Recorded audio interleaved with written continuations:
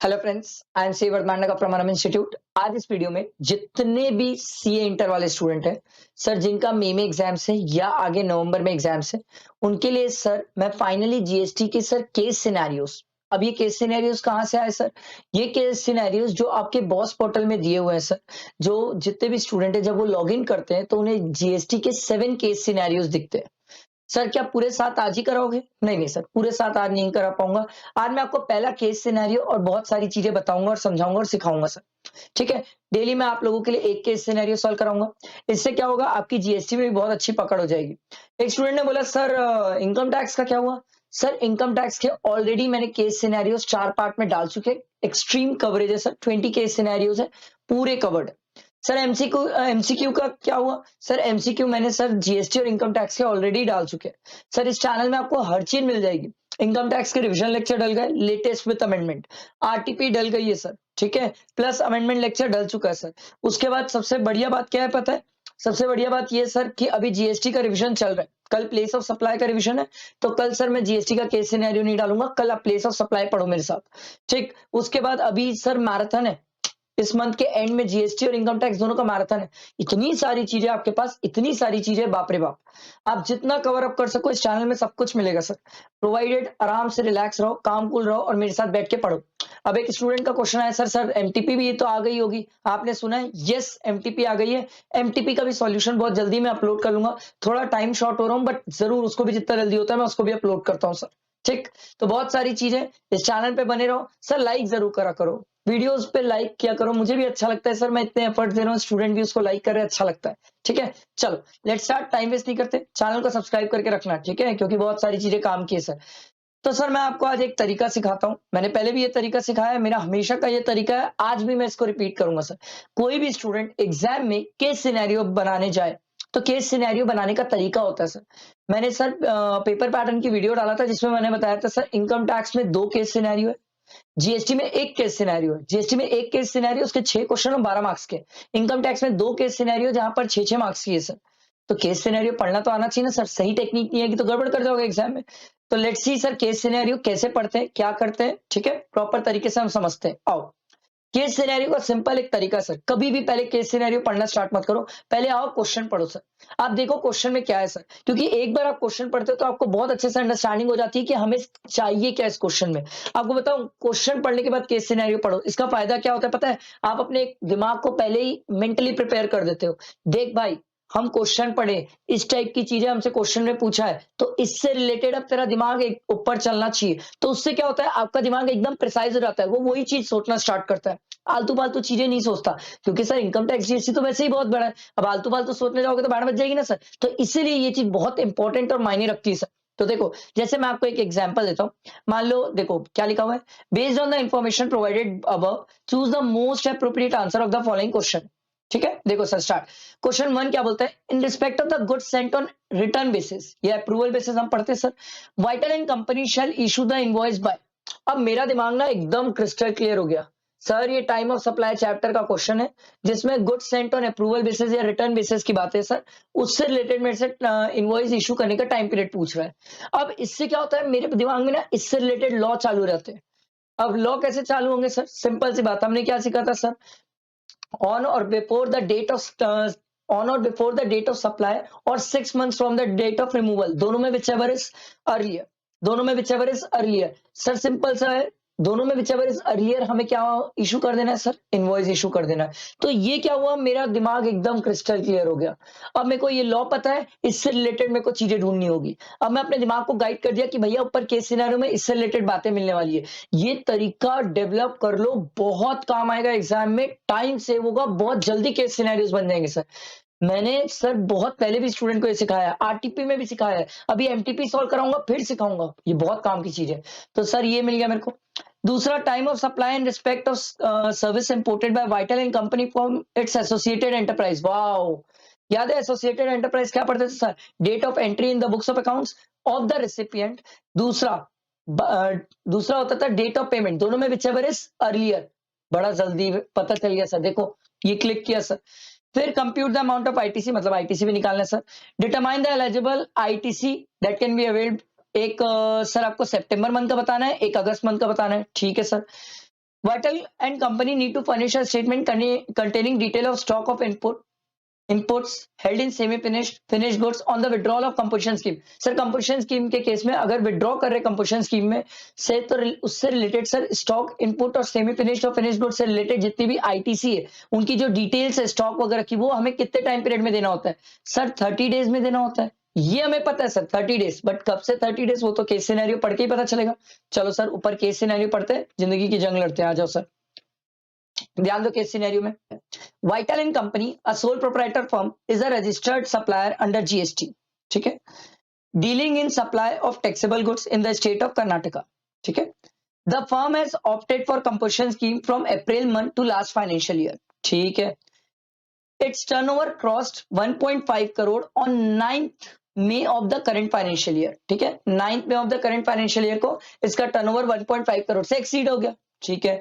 thus is opted for the withdrawal of composition scheme on the said date याद करो sir जिस दिन हम composition scheme से ऑप्ट आउट करते हैं सर उस दिन से 30 डेज देखा जाता है 30 डेज के अंदर आपको क्या करना पड़ेगा सर पूरे डिटेल्स देना पड़ेगा स्टॉक वगैरह की तो सर 30 डेज के अंदर मतलब 9th में है सर मई में होते हैं सर 31 डेज तो 31 माइनस 9 कितना हो गया सर 22 सर हमें तो 30 डेज तो सर जून के कितने दिन हो जाएंगे सर जून के हो जाएंगे 8 डेज तो सर देखो एक आंसर मेरे को मिल गया एक आंसर मिल गया सर ये देखो केस सिनेरियो पढ़ा था ना सर ये देखो सर तो इसका आंसर क्या हो जाएगा सिंपल 8 जून समझ आया इसीलिए मैं बोलता हूं स्टूडेंट को पहले क्वेश्चन पढ़ो फिर ऊपर केस सिनेरियो में जाओ फायदा मिलेगा बहुत फायदा मिलेगा सर ठीक है अगला क्वेश्चन देखते सर मतलब आगे पढ़ते sir Vitthal and company removed goods on 10 June for the delivery to Suryan Company on sale or return basis.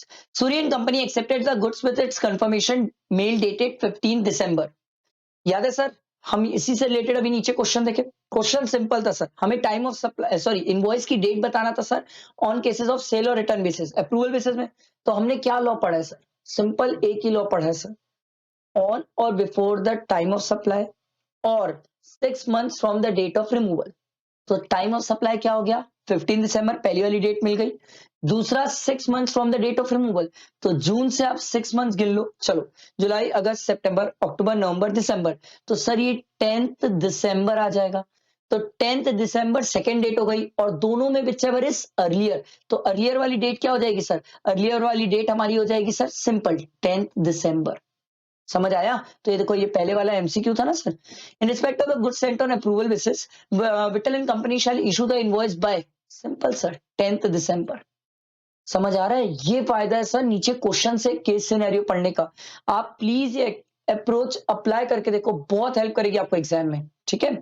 आगे बढ़ते sir the firm has paid GST for various items during the month of August it comprised of the following GST paid on input service you intended to be used for personal purpose sir क्या अगस्त महीने की credit से related बातें थी question हाँ sir ये देखो compute the ITC to be reversed in the month of September and determine the amount of ITC available availed by the Vital and company for the अगस्त अगस्त के लिए भी ITC बताना था तो देखो सर अगस्त से रिलेटेड डिटेल्स मिल गई कहा गया देखो the firm has paid GST for various items during the month of August it comprised of the following GST paid on input services intended to be used for personal purpose. Sir, section 17(5) block credit, personal purpose credit नहीं मिलेगी sir. GST paid on purchase of motor vehicle for the transportation of goods, being a two-wheeler having an engine capacity of 25 cc. Sir मिल जाएगा up to 25 cc मिल जाती है credit. अगला GST paid on the purchase of computer 19,000. GST portion was included as a part of cost to claim depreciation. ओ भाई sir GST को आपने include करके depreciation claim कर लिया क्रेडिट नहीं मिलेगी सेक्शन 16 4 कंडीशन पढ़ते उसमें ये पॉइंट होता है ठीक है आगे देखो during me Vitthal and company has reverse ITC of 10,000 for not making payment to vendor within 180 days ये हम पढ़ के आए सर 180 डेज के अंदर पेमेंट करना होता है अदरवाइज क्रेडिट रिवर्स हो जाती है from the date of issue of invoice this pending payment was cleared in the month of August अब अगस्त में आपने पेमेंट कर दिया तो जब आपने अगस्त में पेमेंट कर दिया तो क्या क्रेडिट मिल जाएगी यस तो अभी तक मेरे को मिल गया 9,000 प्लस 10,000 ये दो अमाउंट मिल गए सर मेरे को 19,000 आगे देखते हैं आगे किस चीज से रिलेटेड दिया हुआ है out of the purchase made and ITC avail during the earlier month the following payment is to be made on September, सितंबर की डिटेल दी है तो सर अगस्त में कितना क्रेडिट मिल जाएगी 19,000। ये देखो क्वेश्चन का आंसर मिल गया, ये रहा सर। आया समझ? आगे बढ़ते सर, चलो सितंबर का तो हमने खुद ही देखा सर, मिला हुआ है सर। तो सप्लायर नेम दिया हुआ है, payment is due for the number of days. Wow, नया तरीके से क्वेश्चन पूछा sir. Related ITC component sir, out of the purchase made and the ITC avail during the earlier month the following information made available for the month of September. देखो भाई सितंबर का दिया हुआ है। अब ये आपको प्यार से क्या चेक करवा रहे पता है कि देख लो भाई 180 डेज से ज्यादा तो नहीं हो गया है, क्योंकि 180 डेज से ज्यादा हो गया from the date of invoice तो क्रेडिट नहीं देने वाले। तो देखो सप्लायर ने payment is due for number of days and related ITC component, XYZ है सप्लायर का नेम। सर देखो कितने दिन हुए हैं 165, क्या 180 से कम है? हाँ सर। क्या क्रेडिट मिल जाएगी? हाँ सर। क्रेडिट क्यों नहीं मिलेगी? बिल्कुल मिल जाएगी सर। अगला, अच्छा कितने अमाउंट की है? 13,000। Okay sir. अगला एबीसी सर पर्सन है, ठीक है, कंपनी है सर। उसके बाद sir 199 days, oh my God sir, sir 199 days हो गया सर, 180 डेज से ऊपर हो गया सर। तो 180 डेज से ऊपर हो गया तो क्रेडिट तो मिलेगी नहीं सर, गई है 15,000 की क्रेडिट। अगला देखो सर PQR सर 99 डेज, क्या क्रेडिट मिल जाएगी? यस मिल जाएगी। तो क्रेडिट मिलने की बात हुई तो यही दो है सर, 13 और 20। तो कितना हो जाएगा सर? 33,000। आगे देखो कुछ और दिया हुआ है क्या क्रेडिट से रिलेटेड, सितंबर मंथ से रिलेटेड। देखो Vitthal and company received accounting services from Raghu and company and associated enterprise. ये तो अलग ही कहानी दी हुई है सर, ये तो अलग ही सितंबर और अक्टूबर की कहानी दी हुई है, तो ये तो अलग हो गया सर एसोसिएटेड वाली बात। तो आओ सर, हमसे पूछा था सितंबर मंथ में कितनी क्रेडिट रिवर्स करनी पड़ेगी, तो सर हमें तो मिलेगी 13 और 20, 33 मिल जाएगी। कितनी रिवर्स करनी पड़ जाएगी? 15 रिवर्स करनी पड़ जाएगी। लो सर, आया समझ? क्लियर हुआ? Simple easy question. उसके बाद आप ध्यान दो तो हमारा एक क्वेश्चन बच गया शायद, नहीं, हाँ, ये क्वेश्चन नंबर 2 बच गया ना सर, एसोसिएटेड एंटरप्राइज वाला। तो चलो इससे रिलेटेड ही तो डाटा दिया हुआ है sir. Vital and company received accounting services from Raghu and company and associated enterprises located in Sri Lanka. Raghu and company issued invoice for the service on 1 September. Sir associated enterprise का law याद है sir?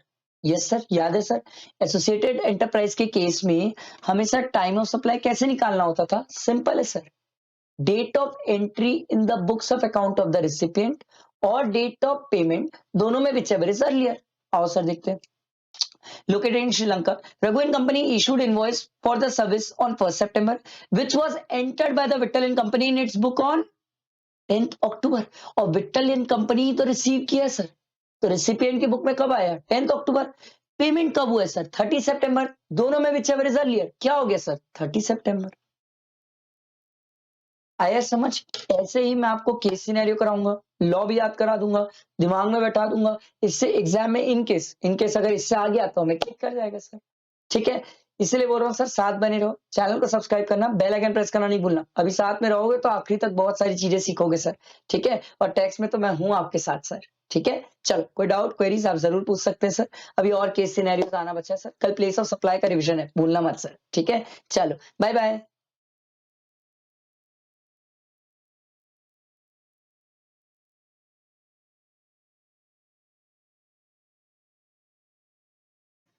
Hello friends, I am C Vardhamana का Pramanam institute. आज इस video में जितने भी CA inter वाले स्टूडेंट हैं जो मई में एग्जाम्स दे रहे हैं, जिनके बॉस पोर्टल में सर केस सिनेरियोज है जीएसटी का, वो केस सिनेरियो सॉल्व करेंगे। इससे पहले मैंने पहला वाला किया था, अभी सेकंड केस सिनेरियो है।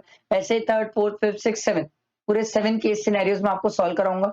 आप मेरे साथ बैठो, ध्यान दो, आपकी बड़ी अच्छी प्रैक्टिस हो जाएगी। ठीक है, आपको revision lectures, case scenarios, MCQ सब मिल जाएंगे इस चैनल पे। Revision, marathon, income tax, GST सब चीजें इस चैनल पे। बस आपको साथ में रहना है। टेलीग्राम ग्रुप भी है जहां पर आप डाउट क्लियर कर सकते हो सर, वहां पर मैं आपकी हेल्प भी करता हूँ सर डाउट्स के लिए। तो हर एक चीज है, बस प्रोवाइडेड आपको साथ में रहना है। Let's not waste the time sir, start करते हैं सर केस सिनेरियो। ठीक, तो जीएसटी में केस सिनेरियो, मैंने केस सिनेरियो पढ़ने की बहुत अच्छी टेक्निक सिखाई स्टूडेंट को। हर एक वीडियो में मैं ये चीज रिपीट करता हूँ, क्योंकि मेरे को ये लगता है कि मान लो कोई स्टूडेंट कोई भी वीडियो देखे तो उसकी उसमें हेल्प हो जाए। तो देखो सर, केस सिनेरियो पढ़ने का तरीका ये था, मैंने आपको पहले ही बताया था सर। हमें क्या करना चाहिए? सबसे पहले क्वेश्चन पढ़ना चाहिए। देखो, based on the information provided above, choose the most appropriate answer for the following question. तो हमें पहले क्वेश्चन पढ़ लेना चाहिए। देखो क्या क्वेश्चन दे रहा है, क्योंकि एक बार हम क्वेश्चन पढ़ लेते हैं तो हमारे दिमाग में क्रिस्टल क्लैरिटी आ जाती है सर कि उस पर में हमें किस टाइप का लॉ ढूंढना है, किस टाइप की बातें हमसे करेगा, क्या हमारे काम का है, क्या हमारे काम का नहीं है। ठीक है। Which of the following person are liable to pay GST under reverse charge in respect of the GTA services. देखो भाई, जीएसटी अंडर रिवर्स चार्ज, तो सर जीटीए सर्विसेज वाली बात है, ये हम चेक कर लेंगे सर। ठीक है। उसके बाद है transportation of dash by Purva logistic is exempt. देख लेंगे सर क्या क्या एग्जेम्प्ट है। अगला देखो सर, ये आपसे जीटीए वाली बातें कराने वाला है सर। ये आपको टाइम ऑफ सप्लाई पूछा है सर जीटीए के केस में। ठीक है। What will be the time of supply in services provided by Purva logistic to Bama steel private limited. ठीक है। चलो, तो बेसिकली ये क्वेश्चन में क्या है सर, जीटीए से रिलेटेड बातें होने वाली है। जीटीए जो प्रोवाइड कर रहा है क्या वो एग्जेम्प्ट है, और अगर टैक्सेबल है तो उसका टाइम ऑफ सप्लाई क्या है सर, ये चीज मेन है इस क्वेश्चन में। चलो अब पढ़ना स्टार्ट करते हैं। Purva logistic, a goods transport agency, is registered under GST. It did not exercise the option to itself pay GST on the services supplied by it in the preceding financial year. It provided goods transport agency taxable at the rate of 5% to the following persons in Feb of the preceding financial year. Purva logistic थी, goods transport agency थी, वो बोली मैं tax नहीं देती, मैं 5% में reverse में चलूंगी। ठीक है, ध्यान दो। इन्होंने ये सब लोगों को सर्विसेज प्रोवाइड दिए सर पूर्वा लॉजिस्टिक ने। Kunal trader and unregistered partnership firm, ये देखो इस वर्ड पे वो खेल रहे हैं सर। पार्टनरशिप फर्म रजिस्टर्ड हो अनरजिस्टर्ड हो, इससे कोई फर्क नहीं पड़ता, रिवर्स चार्ज तो एप्लीकेबल है sir. Mister Amar who is not registered under GST, हाँ ये बच जाएगा सर, इस पे रिवर्स चार्ज एप्लीकेबल नहीं है, ये तो एग्जाम पे चल जाता है सर। ठीक है। Small trader cooperative society registered under society registration act, sir ये कवर्ड है सर। कोऑपरेटिव सोसाइटी जो रजिस्टर्ड है वो कवर है। तो सर हमारा पहला क्वेश्चन तो यही था ना सर कि which of the following person are liable to pay GST under reverse charge in respect of the following GTA services provided by Purva logistic in Feb of the preceding financial year. कौन कौन covered है sir, Kunal traders और sir small trading cooperative society. तो हमारा option क्या हो जाएगा, very simple sir, हमारा ऑप्शन हो जाएगा सी, मतलब फर्स्ट और थर्ड वाला पॉइंट। ठीक है। इसके बाद ये बोला sir transportation of days by the Purva, यहाँ पर आ रहेगा पूर्वा लॉजिस्टिक इज एग्जेम्प्ट। ये तो सर हम ऊपर केस सिनेरियो ना भी पढ़े तो भी हमें इसका आंसर पता होगा सर। डिफेंस और सर ऑर्गेनिक, ये इसलिए ये क्वेश्चन दिए सर क्योंकि एक जमाने में रेलवे एग्जेम्प्ट हुआ करता था सर, रेलवे को एग्जेम्पशन की कैटेगरी से बाहर कर दिए, तो ये चेक कर रहे कितने बच्चों को याद है अमेंडेड वाला। सिंपल। ठीक। अगला क्वेश्चन था हमारा, let us assume that Purva logistic did not exercise the option to pay tax to pay GST on services supplied by it from 1st April to the current financial year and services are taxable at the rate of 5%. Wow! पहले sir GTA वाला जो पूर्वा logistic था वो पहले reverse charge में चलता था। अब करंट फाइनेंशियल ईयर में उसने बोला नहीं नहीं मैं 5% में चलूंगा बट फॉरवर्ड में चलूंगा। ऑप्शन है ना सर हमारे पास, तो अमेंडमेंट आ चुका है। तो 5% में अगर ये फॉरवर्ड में चलता है तो आपसे पूछा जा रहा है सर टाइम ऑफ सप्लाई क्या होगा in respect of the services provided by Purva logistic to Bama steel private limited. चलो देख लेते हैं कहाँ गया। देखो, in a particular consignment in March of the preceding financial year, Purva Logistic transported the following: defense, railway, organic, ठीक है। Purva Logistic exercised the option to itself pay GST on services supplied by it at the rate of 12% from the 1st April of the current financial year. It provide goods transport agency to देखो, it provide goods transport services to Bama Steel Private Limited on 1st April. Wow, sir simple सी बात है। अब अगर ये forward charge में चलना चाहता है तो फॉरवर्ड चार्ज के केस में अगर सप्लाई ऑफ सर्विस है तो सप्लाई ऑफ सर्विस के केस में टाइम ऑफ सप्लाई क्या होगा, वेरी सिंपल सर, हमें ये चेक करना पड़ेगा कि क्या इनवॉइस 30 डेज के अंदर इशू हुआ है कि नहीं हुआ है। अगर इनवॉइस 30 डेज के अंदर इशू हो गया है तो सर सिंपल है, इनवॉइस और payment whichever is earlier. But sir अगर इनवॉइस 30 डेज के अंदर इशू नहीं हुआ है तो उस केस में क्या होगा सर, सिंपल सी बात है, कंप्लीशन और पेमेंट व्हिचएवर इज अर्लियर। अच्छा याद रखना ये 12% चलता है तो फॉरवर्ड चार्ज में, अगर यहां पर इस क्वेश्चन में ये बोल रहे देखो एट द रेट ऑफ 5%, ठीक है, तो यहां पर वो खुद से नहीं देना चाहता और अगर रिवर्स चार्ज में चलना चाहता है 5% में, हमारे पास तो दोनों ऑप्शन है ना, 5% में हम फॉरवर्ड और रिवर्स दोनों चल सकते हैं। यहाँ पर वो 5% में रिवर्स में चल रहा है, तो सर रिवर्स के केस में टाइम ऑफ सप्लाई का लॉ क्या था? बहुत सिंपल सर, एकदम सिंपल, डेट ऑफ पेमेंट और 61st day from the date of issue of invoice. तो देखो सर, इसने प्रोवाइड किया services on 1 April, issued an invoice on 5 May, तो 5 मई से 61st डे तक चले जाते सर। मई में हमारे पास बच गए कितने दिन? 26 डेज, ठीक है। जून में हो गया सर 4 दिन, ठीक, सॉरी जून क्यों, जून का तो पूरा 30 डेज लेंगे, जून में हो गया 30, सर जुलाई में हो गया 4 दिन, ठीक। तो 4 जुलाई, 5 जुलाई को सर क्या मान लिया जाएगा? टाइम ऑफ सप्लाई मान लिया जाएगा। तो लास्ट हमारे पास क्या दिन है? 4 जुलाई। 4 जुलाई और डेट ऑफ पेमेंट, पेमेंट है 6 मई, दोनों में विच एवर इज अर्लियर, तो अर्लियर वाली डेट क्या आ जाएगी? 6 में। Very simple sir. अगर रिवर्स चार्ज में चलोगे तो ये कहानी है। और नीचे वाले क्वेश्चन में बोला sir time of supply in respect of services provided by Purva logistic to Bama steel private limited, अगर वो फॉरवर्ड चार्ज में चलता है 12% में, तो मैंने अभी आपको बताया फॉरवर्ड चार्ज की तो कहानी आसान है। आप क्या करो, इनवॉइस से देखो सर, सॉरी जिस दिन सर्विसेज प्रोवाइड किया है उससे ये चेक करो क्या इनवॉइस 30 डेज के अंदर इशू हुआ है? नहीं सर, 1 अप्रैल को सर्विस प्रोवाइड की गई और इनवॉइस 5 मई को इशू हुआ है, तो सर 30 डेज से ज्यादा हो गया। तो उस केस में सर सिंपल सी बात है, date of providing of service और डेट ऑफ पेमेंट दोनों में whichever is earlier, earlier क्या आ जाएगा? 1 अप्रैल, सिंपल। तो ये हमारा आंसर क्या आ गया? 1 अप्रैल। समझ आया? ये सिंपल छोटा सा केस सिनेरियो, ऐसे ही मैं आपको एक डेली सॉल्व कराते रहूंगा तो इससे आपकी प्रैक्टिस होती रहेगी, बहुत अच्छी ग्रिपिंग बनेगी आपकी। आई होप आपको समझ आया होगा। फिर भी कोई डाउट है तो आप आराम से क्लियर कर सकते हैं।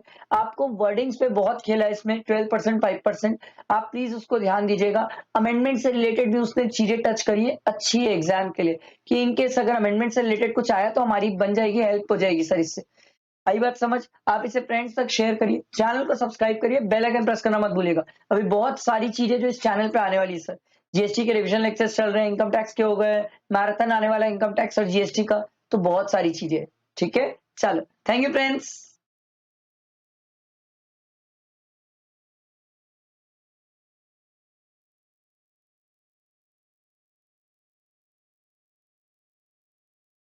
Hello friends, I am Sevarth Manda from Manam institute. आज इस वीडियो में जितने भी सीए इंटर वाले स्टूडेंट है जो मई एग्जाम्स देने वाले हैं या उसके बाद के एग्जाम्स, उनके लिए सर इंस्टीट्यूट ने जो बीओएस पोर्टल है उसमें जो जीएसटी के केस सिनेरियोस अपलोड किए हैं सर, उसके अपन सॉल्यूशंस कर रहे हैं, उसको सॉल्व कर रहे हैं सर। अब मैंने इससे पहले 2 केस सिनेरियोस डाल दिए, अब ये तीसरा केस सिनेरियो है। मजा आएगा सर, साथ बैठ के सीखते हैं। मैंने आपको पहले भी सिखाया था तरीका केस सिनेरियो पढ़ने का, सॉल्व करने का। आप प्लीज आरटीपी एमटीपीज देखो, मैंने उसमें बहुत अच्छे से सिखाया। फिर भी अगर कोई डाउट हो तो आप पूछ सकते हो, बट लेट्स स्टार्ट, सीखते समझते कैसे करना है सर। ठीक, मैंने आपको पहले ही बताया था। और सर एक रिक्वेस्ट है, वीडियो को लाइक जरूर करना, फ्रेंड्स को शेयर करना, बहुत काम की होती है सर ये। ठीक है, केस सिनेरियोस बहुत काम के होते हैं सर। मैंने केस सिनेरियोस का एक नियम सिखाया था सर स्टूडेंट को। नियम सिंपल था, बहुत प्यारा सा नियम था। नियम ये था कि सर पहले कभी भी हम केस सिनेरियो में क्या करेंगे? क्वेश्चन पढ़ेंगे, क्योंकि क्वेश्चन पढ़ने से हम अपने आप को गाइड कर देते हैं, भाई तेरे को यही चीज सोचनी है। और जब आप अपने दिमाग को ये गाइड करते हो कि तेरे को यही चीज सोचनी है, तो बात ये होती है कि सर आपका दिमाग बहुत एक अच्छे पाथ पे चलता है। देखो होता क्या है, आप एक बार एग्जाम के प्रोस्पेक्ट में सोचो, जब हम सब चीज पढ़ के जाते हैं और एग्जाम में हमारे दिमाग में सब चीज चलती है। अब उसमें से एक चीज उठा के मैं दिमाग को बोला भाई तू अभी सिर्फ इसके बारे में सोच, तो आपका दिमाग क्या होता है? सिर्फ उस चीज के बारे में सोचता है। क्वालिटी अच्छी हो जाती है सर, थिंकिंग की क्वालिटी अच्छी होती है, आंसर आने के ज्यादा चांसेस होते हैं। इसीलिए पहले कभी भी क्वेश्चन पढ़ो, उसके बाद ऊपर केस सिनेरियो पढ़ेंगे। आओ क्वेश्चन पढ़ते sir. Out of the payment receive by Riya in the month of May, value of exempt supply, तो वैल्यू ऑफ एग्जाम सप्लाई बताना है sir. Supply of packet made by RIA to Dhruv Trader is a dash and is taxable under GST at the rate dash, मतलब composite mix वगैरह बताना रहेगा। ठीक है, फिर उसके बाद है सर वैल्यू ऑफ सप्लाई का क्वेश्चन है सर। उसके बाद ये पूछ रहे हैं सर आईटीसी का क्वेश्चन है सर। उसके बाद और कुछ नहीं है सर, इतना ही है। ठीक है, चलो आओ क्वेश्चन पढ़ते हैं, एक एक चीज करते जाते हैं आराम से।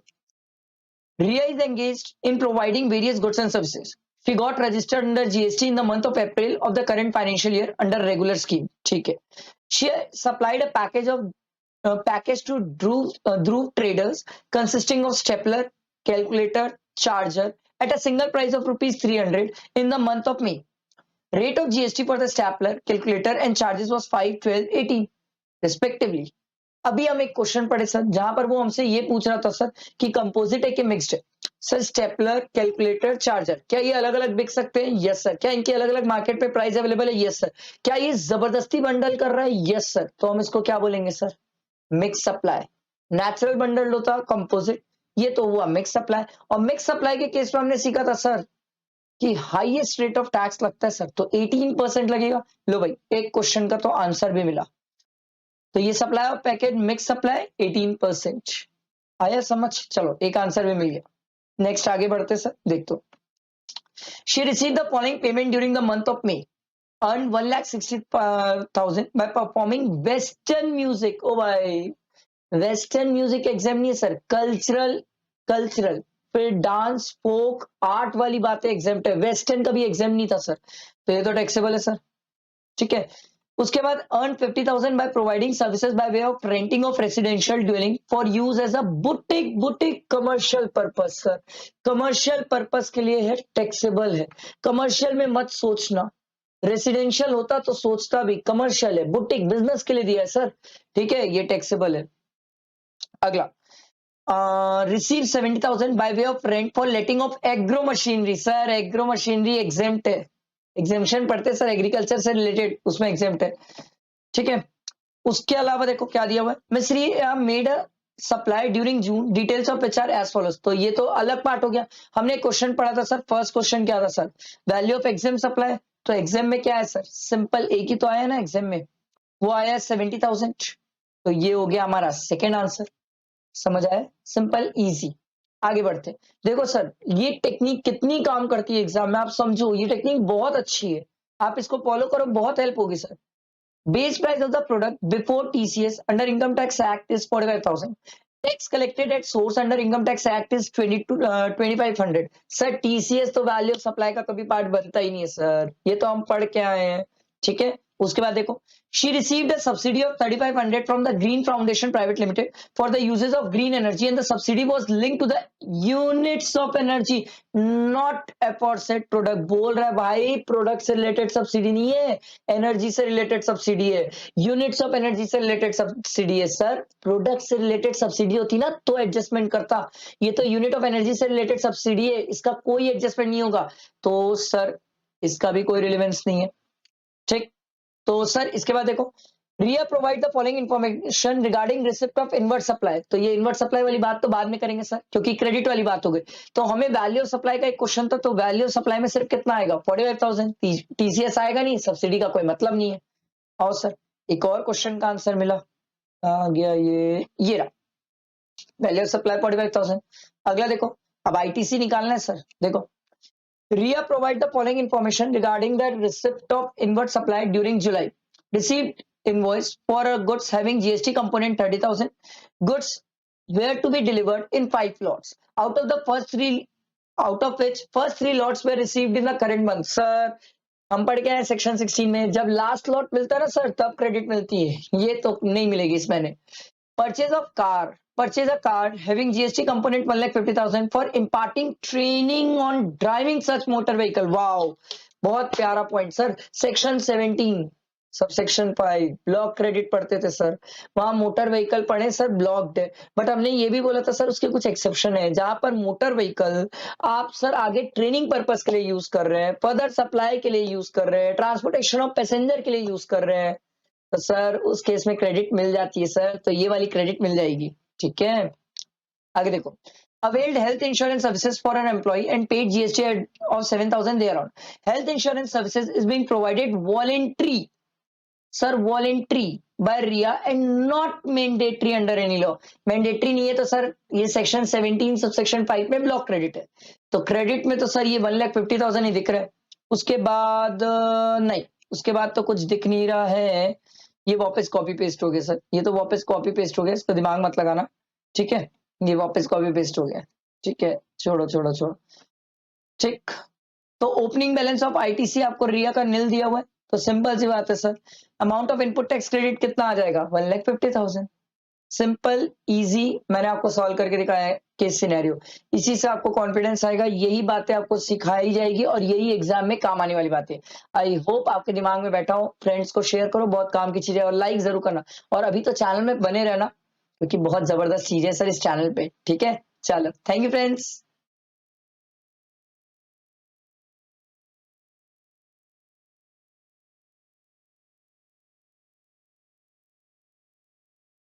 Hello friends, I am Seeworth Mandka from Anam institute. आज इस वीडियो में सर जितने भी स्टूडेंट हैं जो मैं एग्जाम्स देने वाले हैं या उसके आगे के एग्जाम्स, उनके लिए सर जीएसटी का केस सिनेरियो जो बॉस पोर्टल में डला हुआ है उसको अपन सॉल्व करते हैं। सर इससे पहले मैंने 3 केस सिनेरियो सॉल्व करके डाल दिए जीएसटी के, और चौथा, fifth, six, seventh, 7 case scenario से फोर्थ वाला सॉल्व करते हैं। इसके बाद फिफ्थ, सिक्स, सेवेंथ भी सॉल्व करेंगे। जीएसटी के रिविजन लेक्चर्स डेली बेसिस में डल रहे हैं, आपको साथ बने रहना है, बैठ के पढ़ना है। जीएसटी का मैराथन भी आने वाला है सर, तो साथ बैठ के पढ़ो, सब चीजें यहीं कवर हो जाएगी। आरटीपी एमटीपी मैंने सब सॉल्व करा दिया सर। ठीक, टाइम वेस्ट नहीं करते, आप फटाफट इसको लाइक कर दो और फ्रेंड्स को भी शेयर करना। चलो, जीएसटी का case scenario. Sir case scenario पढ़ने का तरीका मैंने पहले भी सिखाया, हर बार सिखा रहा हूँ, हर वीडियो में सिखाता हूँ सर। पहले अपन क्या पढ़ेंगे, क्वेश्चन पढ़ेंगे सर। आपसे क्या बोले, taxable value of the supply of canteen services, तो वैल्यू ऑफ सप्लाई निकालना है सर। ठीक है, by which date Chanchal should be applied for revocation of cancellation of registration certificate in case no extension is granted। ये हम पढ़ के आए सर, आपके पास 30 डेज का टाइम पीरियड होता है, डेट हमें देखना पड़ेगा सर। ठीक है, डेट हमें देखना पड़ेगा क्वेश्चन में। आगे देखो, determine which of the following services provided by Chanchal and our hospital is exempt, बताना है कौन सी सर्विसेज एग्जेम्प्ट है। अगला देखो, which of the statement is correct, वो हमें देखना पड़ेगा सर। ठीक है, maximum time limit permissible for rectification of error committed in the monthly return of जून।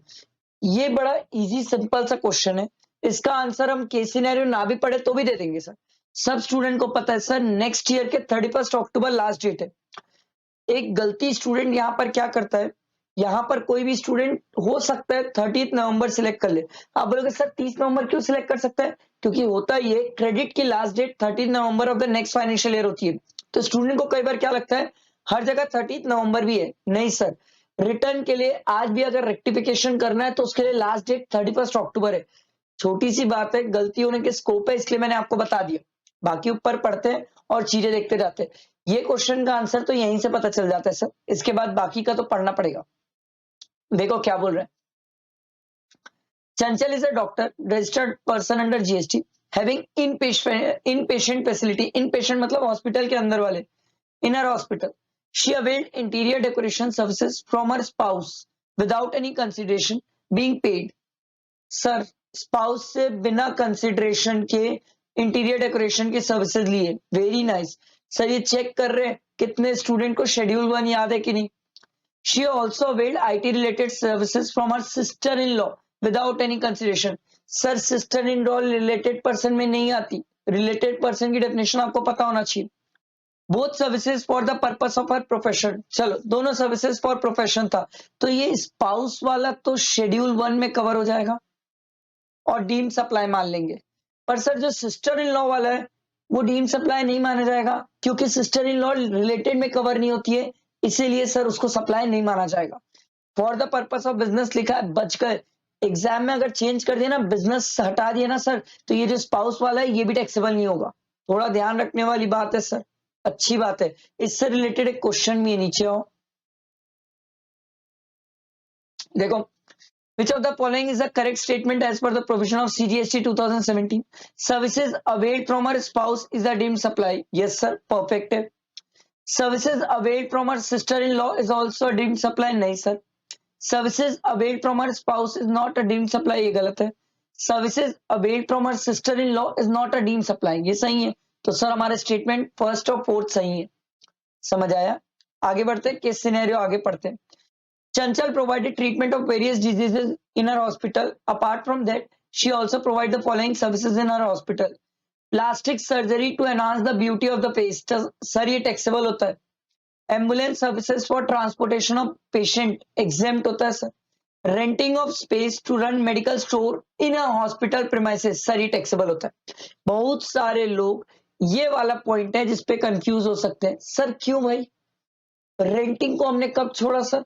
जीवन में नहीं छोड़ा रेंटिंग को, और वो भी कमर्शियल पर्पस के लिए। सर रेंटिंग कमर्शियल पर्पस के लिए हमेशा से टैक्सेबल थी, ठीक है। इससे रिलेटेड एक क्वेश्चन भी है नीचे, देखो, जहां पर आपसे ये पूछ रहा था, determine which of the following services provided by Chanchal and our hospital is exempt. तो प्लास्टिक सर्जरी सर ये टैक्सेबल है, ठीक है। एम्बुलेंस सर्विसेज जो है sir, transportation of patient exempt है। रेंटिंग ये टैक्सेबल है। एक और बच गई सर, ऊपर पढ़ना पड़ेगा, और कंसल्टेंसी सर्विसेज भी कुछ होगी। she is also a consultant in other hospital and received 40 lakh as consultancy fees from the other hospital। Sir doctor है, डॉक्टर से रिलेटेड सब सर्विसेज नॉर्मली एग्जेम्प्ट है सर, तो ये भी एग्जेम्प्ट ही है सर। वो कुछ ही टैक्सेबल होती है, बाकी तो सब एग्जेम्प्ट है। वो रूम वाली जो 5,000 के ऊपर जाती है ना, वो टैक्सेबल हो जाती है, बाकी तो नॉर्मली एग्जेम्प्ट है सर। तो आपसे एग्जेम्प्ट पूछा था, ये भी एग्जेम्प्ट है सर। तो हमारी कौन कौन सी एग्जेम्प्ट हो जाएगी? सेकेंड एंड फोर्थ कहाँ गया? ये रहा ऑप्शन, सेकेंड एंड फोर्थ। समझ आया सर? सिंपल तरीका सिखा रहा हूँ केस सिनेरियो करने का, इतने आसान तरीके से बता रहा हूँ सर, ध्यान देते रहो, ऐसे ही हो जाएगा। उसके बाद आगे देखो, further she also provided canteen facility and receive 55,000 from inpatient. Sir inpatient exempt होती है canteen services. 35,000 from patient who are not admitted, sir ये टैक्सेबल होता है जो एडमिटेड नहीं है। And 25,000 from visitor for the same facility, कुछ लोग देखने आ रहे पेशेंट को, उनको भी कैंटीन फैसिलिटी दी गई, तो वो टैक्सेबल है सर। तो एक क्वेश्चन था सर, देखो, compute the taxable value of supply of canteen services provided by चंचल। तो सर दो ही तो टैक्सेबल है, एक 35 एक 25, दोनों को मिलाया तो कितना हो गया? 60,000। 60,000 टैक्सेबल आ गया। आ गया हूं, एक क्वेश्चन और बचा है। She filed GSTR 3B for the month of June with some error.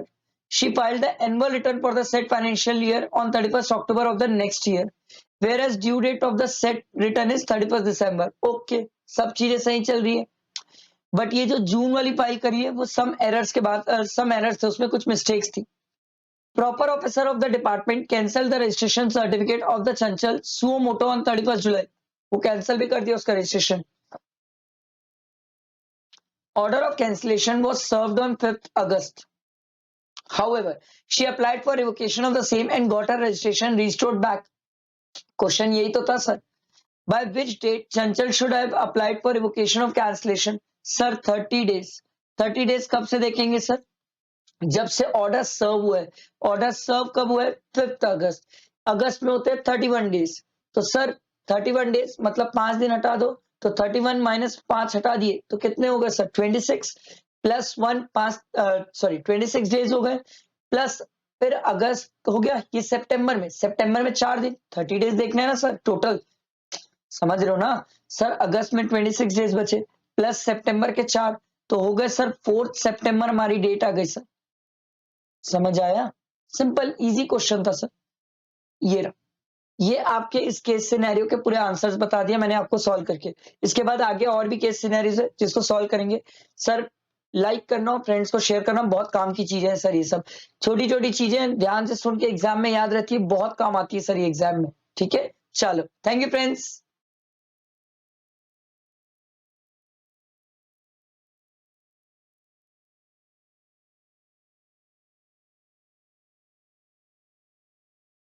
Hello friends, I am सी वर्धमांडा फ्रॉम अरम इंस्टीट्यूट।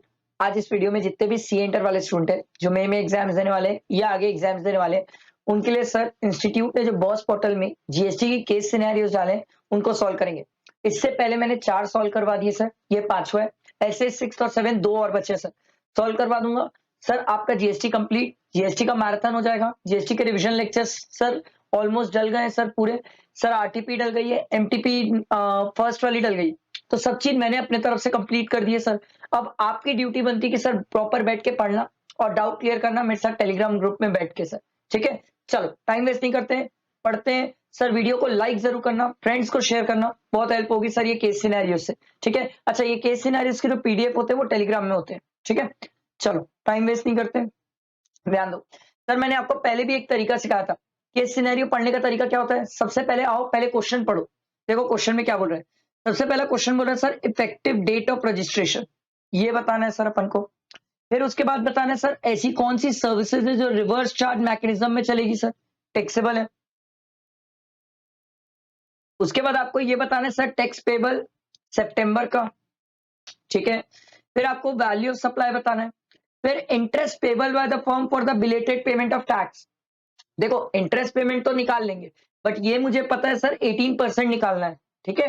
बाकी अमाउंट ऊपर क्वेश्चन में जाके देखेंगे अपन। चलो लेट्स स्टार्ट, टाइम वेस्ट नहीं करते। Visali and Company, a partnership firm, is engaged in the manufacturing of equipment in the state of Kerala. The firm becomes liable for registration on 10th July. It applied for registration on 10th August. Oh my God. And was granted registration certificate on 14th August. Sir आपको भी याद होगा, जिस दिन हम liable to register होते हैं, अगर उसके 30 डेज के अंदर अपन रजिस्टर करा लेते हैं, तो उस केस में सर जिस दिन हम लायबल टू रजिस्टर है वो हमारी इफेक्टिव डेट ऑफ रजिस्ट्रेशन हो जाती है। और अगर 30 डेज से ऊपर हो गया तो जिस दिन हमें रजिस्ट्रेशन सर्टिफिकेट मिलता है वो दिन मान लिया जाता है कि हम रजिस्टर हुए। तो सर यहाँ पर 30 डेज देखो सर, 10 जुलाई से लेके 10 अगस्त तक, जुलाई में होता है 31 डेज, तो 21 वो हो गया, और इधर 10, तो सर 30 डेज से ज्यादा हो गए, 31 डेज सर 10 अगस्त, तो सर हम 30 डेज की कंडीशन को क्रॉस कर गए हैं। तो उस केस में जिस दिन हमें रजिस्ट्रेशन सर्टिफिकेट मिलेगा उस दिन माना जाएगा हम रजिस्टर हो गए। तो किस दिन माना जाएगा? 14 अगस्त को। लो भाई पहला आंसर तो मिल गया हमें, ठीक है, सिंपल। आगे देखो, the firm receive sponsorship services from लाइशर ट्री बे private limited for conducting a business expo. Sir sponsorship services, ध्यान आ रहा है कुछ? रिवर्स चार्ज में पढ़ के आए हैं sir. Sponsorship services, any person providing sponsorship services to any partnership firm और बॉडी कॉर्पोरेट। सर आप ध्यान दो, ध्यान दो, ध्यान दो, ध्यान दो। क्या ये पार्टनरशिप फर्म है? यस ये पार्टनरशिप फर्म है। तो स्पॉन्सरशिप सर्विसेज कोई भी प्रोवाइड कर सकता है? Yes sir. अगर पार्टनरशिप फर्म या बॉडी कॉर्पोरेट को प्रोवाइड कर रहा है तो उसके इसमें रिवर्स चार्ज होता है। तो सर स्पॉन्सरशिप सर्विसेज में तो रिवर्स चार्ज होगा सर, ये पहला पता चल गया। दूसरा देखो, it received a consignment from safe logistic a GTA with charge 6% each CGST and SGST. Sir GTA वाला 12% ऑप्ट किया है, मतलब फॉरवर्ड चार्ज चलना चाहता है तो जीटीए वाला सर फॉरवर्ड चार्ज में कवर हो जाएगा। आगे देखो, it also receive security services from prompt security agency private limited. Sir sir sir security services कोई भी प्रोवाइड करे, any person providing security services other than body corporate. अगर बॉडी कॉर्पोरेट प्रोवाइड करता है तो फॉरवर्ड चार्ज है, otherwise sir security services के case में अपन रिवर्स चार्ज की बात करते हैं। अब यहां पर जो प्रोवाइड कर रहा है वो prompt security agency private limited provide कर रहा है, और सर ये तो हुआ ना बॉडी कॉर्पोरेट, तो सर इस केस में क्या हो जाएगा सर? रिवर्स चार्ज नहीं हो पाएगा सर, इस केस में फॉरवर्ड चार्ज हो जाएगा, क्योंकि जो सिक्योरिटी सर्विसेज प्रोवाइड कर रहा है वो बॉडी कॉर्पोरेट है। अच्छा पॉइंट है, बहुत प्यारा पॉइंट है रिवर्स चार्ज का, मेरे को बहुत पसंद है ये पॉइंट, क्योंकि इंस्टीट्यूट इस पॉइंट पे बहुत घुमाती है, ठीक है। तो सर हमारा एक क्वेश्चन था sir, among the services availed by the Visali and company which of the following services are taxable under reverse charge। हमने सीख क्या है सर? सिर्फ स्पॉन्सरशिप सर्विसेज ऐसी है जो रिवर्स चार्ज में। आई बात समझ? अब हमें tax payable for the month of सितंबर निकालना है सर, चलो ध्यान दो। The firm has opted for the composition levy and its turnover for the quarter ending September was 14 lakh, out of which taxable supply amounted to rupees 10 lakh, exempted supply amounted to rupees 4 lakh। Check कर रहे हैं sir आपसे, composition scheme में aggregate turnover की definition, aggregate turnover की definition में हम exempt और टैक्सेबल दोनों लेते हैं सर। सबसे बढ़िया बात याद रखना सर। तो ये 14 लाख, ये बंदा कौन है सर? ये बंदा है मैन्युफैक्चरर। मैं इसको सर्कल कर दिया था, इधर देखो, ये बंदा है मैन्युफैक्चरर। तो मैन्युफैक्चरर के केस में सर 1% ऑफ द टर्नओवर में एग्जेम्प्ट और टैक्सेबल दोनों लेते हैं सर। तो ये 14 लाख का 1% करेंगे, 0.5% सीजीएसटी, 0.5% एसजीएसटी, तो 14 लाख का 1% आ जाएगा 14,000, तो 77 आ जाएगा सर। लो भाई हमें आंसर मिला, समझ आया? आगे देखो, वैल्यू ऑफ सप्लाई निकालना है, आगे बढ़ते देखो। The firm and made a supply of an equipment of an unrelated limited company in the month of October having a market value of 12 lakh, wholesale value of 13 lakh, maximum retail price of 14 lakh. However, the transaction was made at 11 lakh. Sir हम section 15 पढ़े और section 15 में हम ये बोले sir अगर unrelated person है तो उस केस में ट्रांजेक्शन वैल्यू ही मानी जाती है वैल्यू ऑफ सप्लाई। तो हमारी ट्रांजेक्शन वैल्यू कितनी है सर? 11 लाख, यही मानी जाएगी सर वैल्यू ऑफ सप्लाई। आओ सर, ये रहा। अब हमें सर इंटरेस्ट पेबल निकालना है और सर देखते हैं। The firm belatedly paid the tax amounted to rupees 40,000 for the quarter ending December on 9th Feb। अरे भाई भाई भाई, दिसंबर है, कंपोजिशन वाला आदमी है, तो सर इसको पे कब करना था सर? 18 जनवरी तक पे करना था सर। ये कब पे कर रहा है? 9th फेब को पे कर रहा है सर। तो सर इसके बीच में डेज काउंट करना होगा। सर डेज कितने हो जाएंगे आप एक बार काउंट करिए। जनवरी में 31 डेज है, 18 हो चुका है। 18 को तो हमें पे करना था, 18 को हमने पे नहीं किया सर, तो जनवरी के हो गए 13 और सर फेब के हो गए 9, सर हो गए 22 डेज। तो 22 डेज का इंटरेस्ट लगेगा कितने अमाउंट पे sir? 40,000 into 18% into 22 divided by 365। ये तो करना पड़ेगा सर, ये तो आपको भी करना पड़ेगा, मेरे को भी करना पड़ेगा। 40,000 into 18% into 22 divided by 365। Sir ये 433.97 है। आप चाहो तो इसको राउंड फिगर कर लो सर, 434। आओ सर आंसर देखते हैं। ये रहा सर 434। समझ आया? ये मैंने आपको बहुत सिंपल आसान तरीके से केस सिनेरियो समझाया। फ्रेंड्स तक शेयर करो, बहुत काम की चीज है सर, इससे बहुत स्टूडेंट की हेल्प होती है और प्रैक्टिस अच्छी हो जाती है सर। ठीक है, ऐसे ही बने रहना। अभी 6 और 7 केस सिनेरियो भी हमें आगे और करना है सर। ठीक है, चैनल को सब्सक्राइब करना, बेल आइकन प्रेस करना नहीं भूलना, पसंद आए तो लाइक जरूर करना। ठीक है, चलो thank you friends.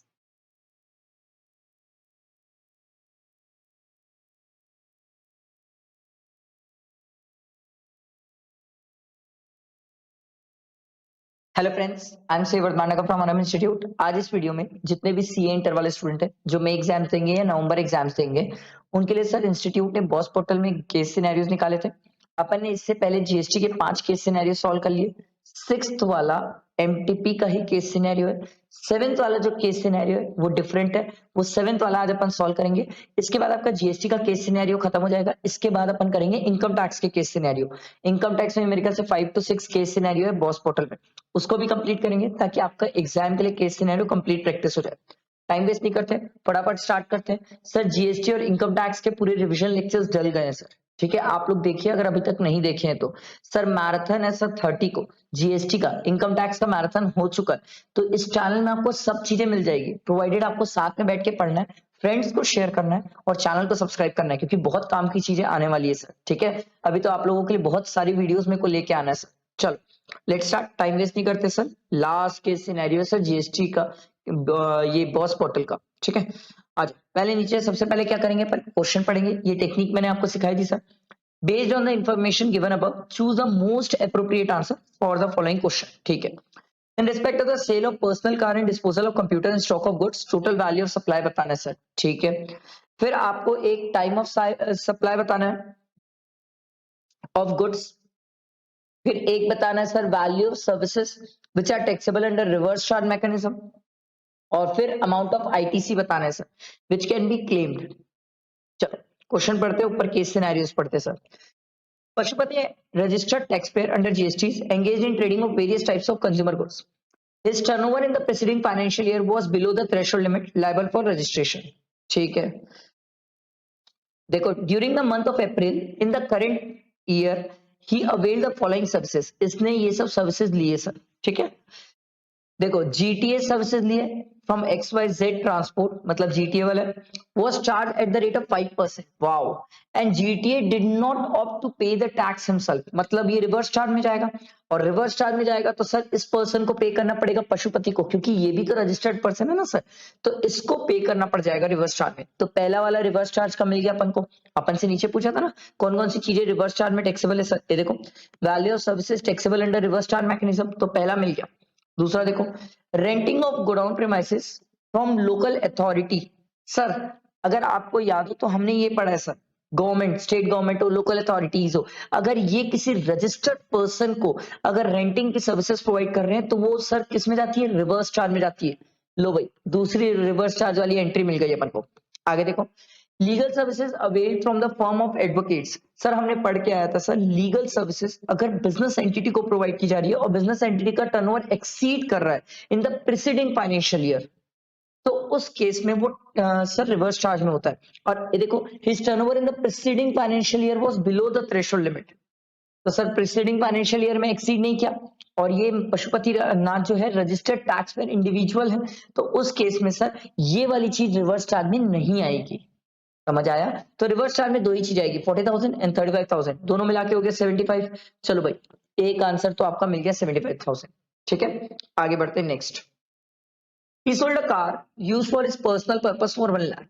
He disposed of his, देखो कार पर्सनल पर्पस के लिए यूज करा था जिसकी वैल्यू 1 लाख रुपीज है। ठीक है, एक क्वेश्चन है sir, in respect of sale of personal car, disposal of computer, stock of goods, total value of supply बताना है आपको, तो ये तो नहीं आएगा सर वैल्यू ऑफ सप्लाई में। ठीक, he dispose of his old computer being used for business purpose, ठीक है, for 60,000 on which no ITC was claimed. देखो ओल्ड कंप्यूटर था, यूज फॉर बिजनेस पर्पस था, जिसकी वैल्यू कितनी थी 60,000 और इसमें इसने आईटीसी क्लेम नहीं किया है। ठीक, आगे देखो, he also give away stock of old consumer goods amounting to rupees 75,000 on which he has claimed ITC to an orphanage home. इसमें sir stock of old consumer goods है, कंज्यूमर गुड्स है, ठीक है, ये इसके बिजनेस पर्पस का goods नहीं है, तो इसकी क्रेडिट तो बाहर कर दो, सॉरी ये वैल्यू ऑफ सप्लाई से बाहर कर दो। अब ये वाला जो था ना सर वो बिजनेस पर्पस के लिए यूज कर रहा था जिसको उसने डिस्पोज किया सर, तो क्या ये वैल्यू ऑफ सप्लाई में आएगा? Yes sir. पर्सनल कार तो वैसे ही सेक्शन 17 सब सेक्शन 5 में ब्लॉक्ड है सर, तो वैल्यू ऑफ सप्लाई में ये क्या आ जाएगा सर? 60,000। समझ आया? सिंपल। आगे बढ़ते he receives goods on first May that are liable to pay tax under reverse charge. Okay, goods का केस है, रिवर्स चार्ज का है, तो याद है सर टाइम ऑफ सप्लाई क्या होता था, हम सीखते हैं सर, जिस दिन गुड्स रिसीव्ड हुए, ठीक है। दूसरा इनवॉइस से 30 डेज देखा जाता है और तीसरा date of payment. Invoice was issued on 5th में, तो 5th में से 30 डेज अपन काउंट करेंगे, ठीक है। Payment for the same was made on 6 June, entered in the books of account on the same day and debited in the bank account on 7 जून। तो ये दोनों डेट में तो विच एवर इज अर्लियर हो जाता है, तो 6 जून फाइनल हो गया। 5th में से हमें 30 डेज प्लस करना है, तो ये आपका सर जून में चले जाएगा, 4th जून हो जाएगा, और 1st में, तीनों डेट में से विच एवर इज अर्लियर, तो अर्लियर डेट कौन सी है? 1st में। सिंपल, ये क्वेश्चन था ना सर टाइम ऑफ सप्लाई, ये रहा 1st में। क्लियर हुआ? आगे देखो, he paid repair expenses for the truck used for transportation of goods of his business. GST component involved therein was 13,000. Sir business purpose के लिए ट्रांसपोर्टेशन ऑफ गुड्स के लिए ट्रक यूज हुई है, बिल्कुल क्रेडिट मिल जाएगी, क्या दिक्कत है। He arranged for catering for his worker on a labor day function and paid bill in which GST component was 15,000. Sir ये नहीं मिलता, ये तो ब्लॉक क्रेडिट है सर, सेक्शन 17 सब सेक्शन 5 में। He received first lot of the certain goods having GST component of 25,000. Sir जब last lot receive करता ना तब क्रेडिट मिलती है, तो फर्स्ट लॉट है, कहानी खत्म। तो क्रेडिट सिर्फ कितने की मिल जाएगी? 13,000। यही तो क्वेश्चन था ना सर, इनपुट टैक्स क्रेडिट कितनी मिल जाएगी? 13,000। समझ आया? ये सिंपल था, ये मैंने आपको सर जीएसटी के पूरे केस सिनेरियोस कवर करा दिए। अब इसके बाद इनकम टैक्स के केस सिनेरियो कवर कराऊंगा जो बॉस पोर्टल में, ताकि आपका कंप्लीट कवरेज हो जाए। ठीक है, इसे फ्रेंड्स तक शेयर करना, चैनल को सब्सक्राइब करना, बेल आइकन प्रेस करना नहीं भूलना, ठीक है, और लाइक जरूर कर दिया करो। ठीक, चलो, थैंक यू।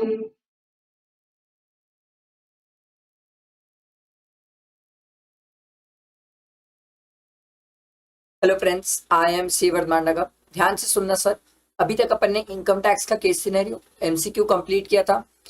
अब जीएसटी की बारी। जीएसटी में बहुत सारे केस सिनेरियोज है और फिर इसके एमसीक्यू है, तो ये भी अपन को कंप्लीट करना है। मैंने आप लोगों के अटेम्प्ट के लिए आरटीपी एमटीपी सॉल्व करके डाल दिए, तो वो आप देख लेना सर, ठीक है। और सेकेंड वाली अभी एमटीपी आना बचा है, उसको भी सॉल्व करके डाल दूंगा। केस सिनेरियो पढ़ने का तरीका जो मैंने पहले सिखाया था, आज भी वही तरीका अप्लाई होता है। आपको क्या करना है, सबसे पहले आके नीचे क्वेश्चन पढ़ो। क्वेश्चन पढ़ते हो तो आपका दिमाग को प्रॉपर गाइडेंस मिलता है कि हमें केस स्टडी में ढूंढना क्या है। इससे क्या होता है, टाइम बचता है, पेपर क्वालिटी पे अटेंड होते हैं, बहुत अच्छा कॉन्फिडेंस भी गेन करते हैं इससे अपन। तो देखो, पहले अपन केस मतलब क्वेश्चंस पढ़ते हैं। Based on the fact of the case scenario given above, choose the most appropriate answer to question 1 to 5. देखो सर, क्वेश्चन 1 क्या बोलता है, from the transaction relating to renting of commercial space, what would be the rate of tax charged by the ABC Limited? तो rate of tax बताना है sir. एक question है value of supply वाला, एक क्वेश्चन है sir with respect to hotel accommodation services provided to mister X, GST payable by ABC is, ये हमें देखना पड़ेगा सर। और एक क्वेश्चन है सर, देखो, regarding availability of ITC, ITC से रिलेटेड क्वेश्चन है, ठीक है। और एक क्वेश्चन है sir in respect of audit of accounts, तो जीएसटी ऑफिसर ने कुछ बोला होगा, उससे रिलेटेड क्वेश्चन है। तो चलो ऊपर पढ़ेंगे। देखो, ABC Limited had its manufacturing unit in the state of Rajasthan. Further, it has an ancillary unit in the state of Madhya Pradesh and Gujarat and is registered in each of this state. Moreover, ABC Limited owns and operates a hotel in Udaipur, Rajasthan. ठीक है भाई। In addition to the aforesaid, ABC Limited owns a commercial space which is rented out to a registered person at a monthly rent of 50,000. The maintenance of the premises is the responsibility of ABC Limited. In pursuance of the same, during the month of April, ABC Limited incurred certain expenses on the maintenance of on the purchase of maintenance related material. इसने purchase भी किया, ठीक है। The said expenses are recoverable from the tenant along with the invoice issued for the rent. The rate of tax applicable on the material used for maintenance was 5%. तो पहला question तो हमारा यही था। पहला क्वेश्चन क्या बोला था सर कि what will be the rate of tax on renting of commercial space? देखो sir, renting of commercial space और उससे रिलेटेड जो मेंटेनेंस वगैरह की सर्विसेज है सर, अगर आप देखो तो ये कंपोजिट सप्लाई है। क्यों कंपोजिट है सर? क्योंकि ये नॉर्मली मार्केट में होता है सर, हम किसी को भी रेंट पे देने से पहले उस जगह को ठीक कराते हैं, तो ये है कंपोजिट। और अगर कंपोजिट है तो हमने क्या सीखा सर, प्रिंसिपल रेट जो एप्लीकेबल होगा रेंटिंग पे, वही रेट एप्लीकेबल हो जाएगा मेंटेनेंस रिलेटेड मटेरियल वगैरह में। तो भले ही मेंटेनेंस रिलेटेड मटेरियल में 5% लगता हो, बट रेंटिंग से रिलेटेड यहाँ पर कुछ रेट तो नहीं दिया है, और अगर नहीं दिया है तो हम क्या मान के चलेंगे, देखो 18%। जहां पर कुछ रेट नहीं देता वहां 18% की बात हो जाती है। तो आपसे पहला क्वेश्चन था, for the transaction relating to renting of commercial space what would be the rate of tax charged by the ABC Limited? The rate of GST on rent and maintenance material should be recoverable at the rate of 18%, क्योंकि ये composite supply है और composite supply में principal rate से लगता है, ठीक है। चलो उसके बाद देखो, during the year ABC Limited decided to provide the hotel to Mr. X for a business conference to be held at Udaipur. Mr. X is an unregistered person residing in Maharashtra. देखो इससे related third question था, what with respect to the hotel accommodation services provided to Mr. X, GST payable by ABC Limited is। जब भी कभी आपको ऐसे type का question देना sir, forward charge, reverse charge, nature of CGST, SGST, IGST, समझ जाना प्लेस ऑफ सप्लाई का क्वेश्चन है। तो देखो एक चीज तो इन्होंने बोला सर कि GST payable by ABC limited, और इधर आओ सर, ध्यान दो एक बात, कहाँ गिरे, ये रहा सर, ABC लिमिटेड ने प्रोवाइड किया होटल एकोमोडेशन की सर्विसेज फॉर बिजनेस कॉन्फ्रेंस। क्या ये business purpose, commercial purpose? Yes sir. क्या रिवर्स चार्ज की बात है? नहीं सर, ये तो फॉरवर्ड चार्ज की बात है। अच्छा, मिस्टर एक्स अनरजिस्टर्ड पर्सन भी है, तो रिवर्स चार्ज तो हो भी नहीं सकता, फॉरवर्ड चार्ज की बात होगी। तो अब यहाँ पर जब फॉरवर्ड चार्ज की बात हो जाएगी तो उस केस में सर बिजनेस कॉन्फ्रेंस कहाँ पर हो रहा है सर? उदयपुर में। सर प्लेस ऑफ बिजनेस क्या हो जाएगा? जहां पर वो इमूवेबल प्रॉपर्टी सिचुएटेड है। भाई इवेंट तो इमूवेबल प्रॉपर्टी से रिलेटेड ही है ना सर, तो जहां पर वो इमूवेबल प्रॉपर्टी सिचुएटेड है वो हमारा प्लेस ऑफ सप्लाई है। तो प्लेस ऑफ सप्लाई क्या हो जाएगा सर? उदयपुर हो जाएगा। ये जो ABC लिमिटेड है वो कहाँ की है सर? राजस्थान की है। इसका होटल ऑपरेट कहां पर हो रहा है? उदयपुर राजस्थान में। तो राजस्थान से राजस्थान की सर्विसेज है, तो क्या बातें हो जाएगी सर? CGST, SGST। तो ABC लिमिटेड इस नील तो बात ही नहीं आती है sir, in the nature of CGST and SGST। समझ आया? IGST की तो बात ही नहीं है सर। उसके बाद अच्छा, इसमें पहला टेक्निक था क्या? हाँ ठीक है, चलो अगला आगे पढ़ते हैं। ABC Limited made a supply of machine in the month of June. Detail of which are as follows. Basic price दिया हुआ है, before TCS दिया हुआ है, ठीक है। TCS आता नहीं है। It received a subsidy of 3500 from Green Foundation Private Limited for the uses of green energy, and the subsidy was linked to the unit of energy saved and not aforesaid machinery. Sir machine से related है ही नहीं, revenue nature की subsidy है, इसका तो कुछ करना ही नहीं है। तो वैल्यू ऑफ सप्लाई कितना हो जाएगा? 45,000। यही था सर आपका second question, value of supply 45,000। आगे बढ़ते हैं। In addition to the aforesaid transaction, देखो ये फायदा होता है सर पहले क्वेश्चन पढ़ने का। पहले क्वेश्चन पढ़ लो तो केस स्टडी ग्रैप करने में, केस स्टडी में कहां पर कौन सी चीज मिल रही है वो बहुत आसान हो जाती है, नहीं तो फिर डबल मेहनत है। In addition to the aforesaid transaction, ABC limited spent an amount of 5 lakh on the procurement of certain goods which are distributed as a part of CSR expenditure incurred during the provision of companies act 2013। अच्छा, इससे related भी तो एक question है, ये देखो। Which of the following option is correct with regard to the availability of ITC to ABC Limited in respect of the GST paid on the procurement of goods meant for the purpose of देखो corporate social responsibility activity. Sir हम section 17(5) पढ़ के आए, वो बोलता है sir block credit, और block credit सीधा सीधा बोलता है सर CSR के केस में हम आपको सर क्रेडिट देते ही नहीं है, तो amount of ITC related to such procurement of goods is not available. लो पहला ही पॉइंट सही है, अवेलेबल ही नहीं है सर. आगे देखो, During the scrutiny proceeding in the state of Gujarat, jurisdictional GST officer asked ABC Limited to submit the copy of audited financial statement for Gujarat and was of the view that ABC Limited is required to get his accounts audited by the chartered accountant separately under GST law for filing annual return and reconciliation. नहीं sir, नहीं sir, नहीं sir, separately audit नहीं कराना पड़ेगा sir. उसने पहले ही audit करवा चुका फाइनेंशियल स्टेटमेंट का, तो सेपरेटली ऑडिट नहीं कराना पड़ेगा. लास्ट क्वेश्चन हमारा यही तो था. Which of the following state option is correct with regard to the advice given by the GST officer in respect of the auditing of accounts?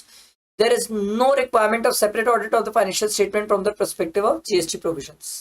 समझ आया? ये मैंने आपको GST के केस सिनेरियोस अपन ने श्री गणेश किए, इसके बाद और भी केस सिनेरियोस है जो अपन सॉल्व करेंगे सर. ठीक है, आप मेरे साथ बने रहो, फ्रेंड्स को शेयर करो सर. जितने भी केस सिनेरियोस हो, चाहे इनकम टैक्स के, चाहे एमसीक्यूज के, चाहे जीएसटी के, या चाहे जीएसटी के एमसीक्यू है, वो सब मैं एक पीडीएफ बना के सर ड्राइव में लिंक कर ड्राइव में शेयर कर देता हूँ. ड्राइव की जो लिंक है मैंने टेलीग्राम में डाल रखी है, अगर आपने नहीं देखी है तो जाके देख लीजिए सर.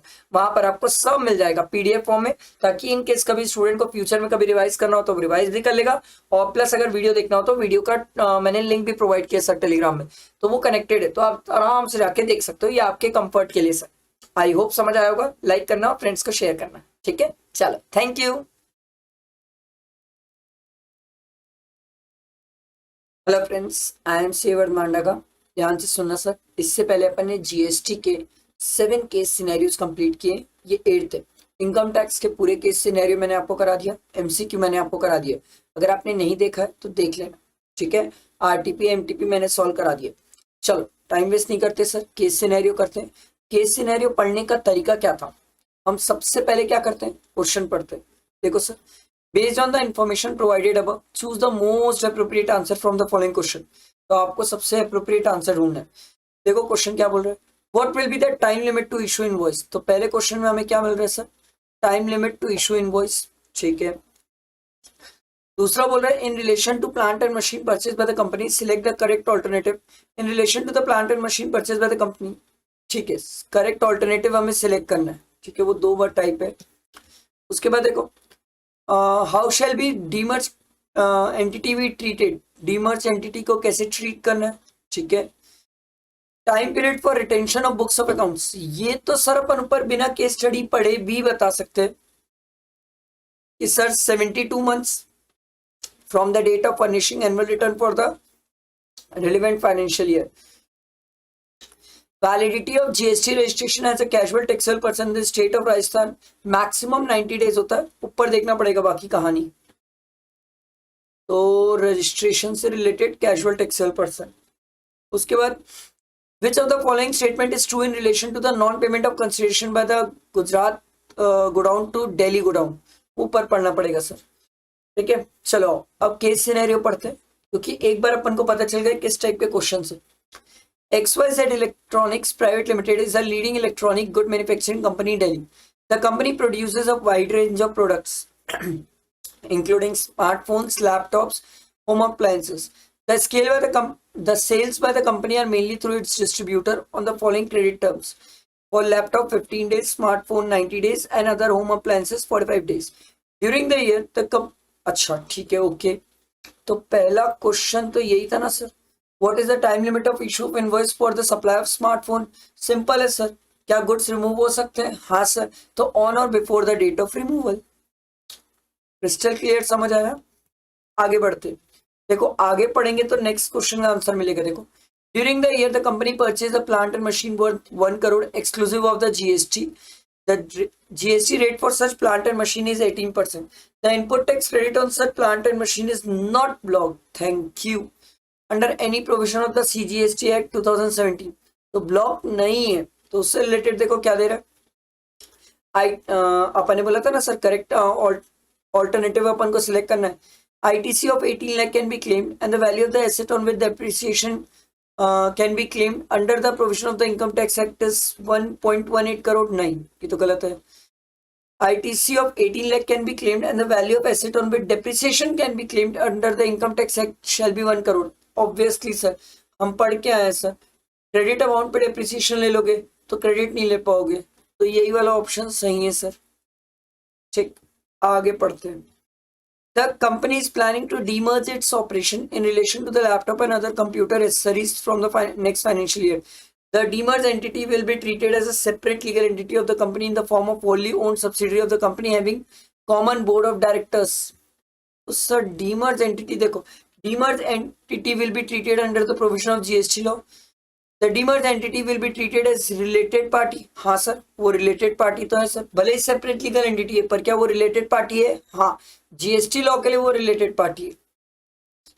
बुक्स ऑफ अकाउंट्स वाला हो गया, कैजुअल टैक्सेबल पर्सन, आओ ऊपर ढूंढते हैं, इससे रिलेटेड भी देगा। The company also participate in domestic and international level trade fair to showcase its product and sale through these events. The Electronic Association of Rajasthan is organizing a trade fair in Jaipur. The company is keen to participate in the same. To ensure that the GST compliance, the company want to obtain the GST registration as a casual taxable person in the state of Rajasthan. The company obtained the GST registration as a casual taxable person in the state of Rajasthan with a validity period of 45 days. लो, ये तो खुद सामने से बता दिया कि sir casual taxable person, इसकी registration validity कितनी है? 45 डेज, मैक्सिमम 90 डेज होती है। ये तो 45 डेज खुद सामने से बताया ना, तो क्या दिक्कत है? एक क्वेश्चन और है। The company transferred the goods from one of its godown in Delhi to another godown in Gujarat, where the company has a registered place of business. The value of goods transferred is 5 crore and the rate of GST applicable on such transfer is 18%. The tax invoice was issued and the GST was deposited by the company. However, the consideration was not paid by the Gujarat office of the company to the Delhi office even after 180 days. Sir, 180 days की condition schedule 1 वाले transaction में apply नहीं होती, और ये schedule 1 वाला transaction है sir, distinct entity के बीच में ट्रांजेक्शन हो रहा है, तो सरकार बोल, ये तो सिंपल सी बात है सर। क्वेश्चन क्या है इससे रिलेटेड देखो, which of the following statement is true in relation to the non payment of consideration by the Gujarat government, Gujarat godown to Delhi godown.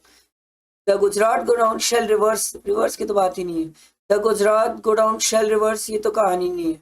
The restriction of 180 days for the payment of consideration is not applicable। यही तो point है sir, समझ आया? ये बहुत छोटा सा मस्त अच्छा सा केस सिनेरियो, अच्छे पॉइंट्स कवर किया, आपके कवर हुए होंगे, आपको समझ आया होगा। लाइक करना, फ्रेंड्स को शेयर करना। आगे और भी केस सिनेरियोज है जो मैं आपके साथ सॉल्व कराते रहूंगा। ठीक है, चलो, थैंक यू।